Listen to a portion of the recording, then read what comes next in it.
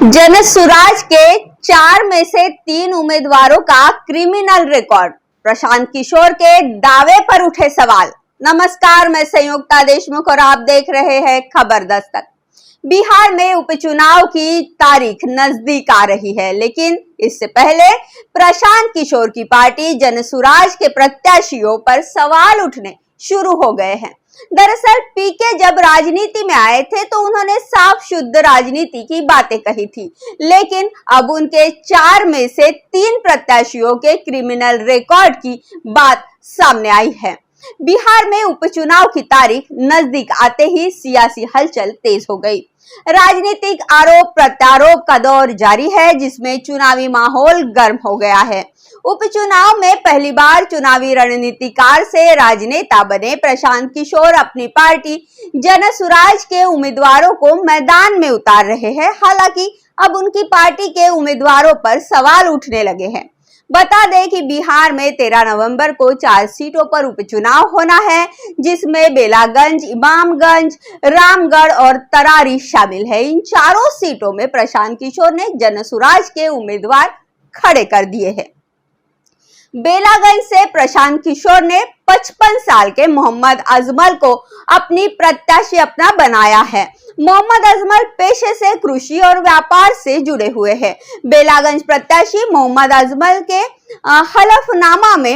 हलफनामा के मुताबिक उनके खिलाफ हत्या का प्रयास, रंगदारी और हमला करने का केस दर्ज है।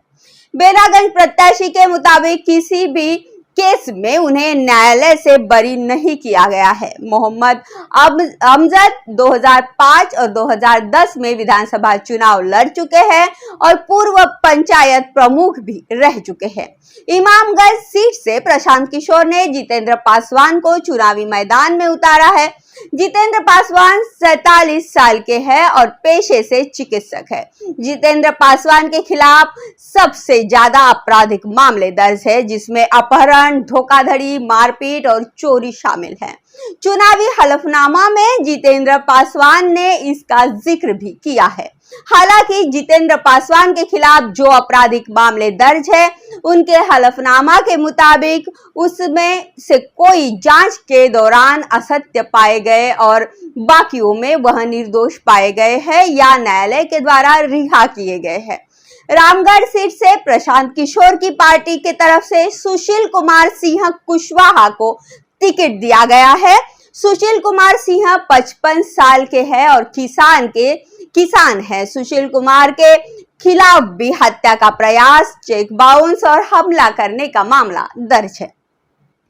अब तरारी से प्रशांत किशोर की पार्टी की तरफ से किरण सिंह को उम्मीदवारी दी गई है।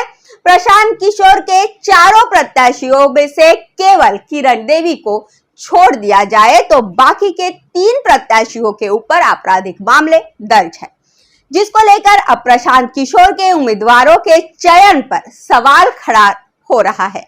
अगर शिक्षा के मामले में देखें तो प्रशांत किशोर के चारों प्रत्याशियों में से एक भी 12वीं से ज्यादा नहीं पढ़ा है।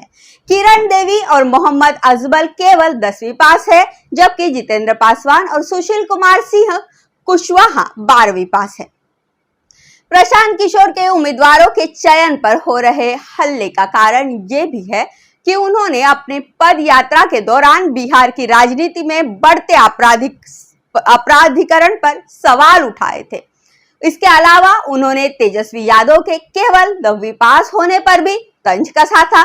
ऐसे में उनके उम्मीदवारों के आपराधिक इतिहास और शिक्षा को लेकर उठ रहे सवालों के चलते उन्हें मुश्किलों का सामना करना पड़ सकता है।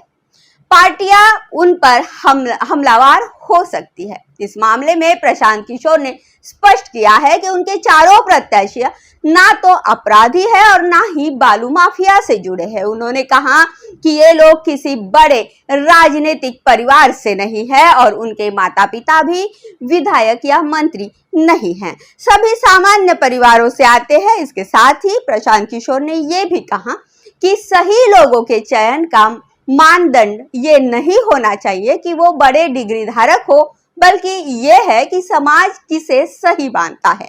इस वीडियो में इतना ही। वीडियो अगर आपको अच्छी लगी हो तो शेयर कर दीजिए।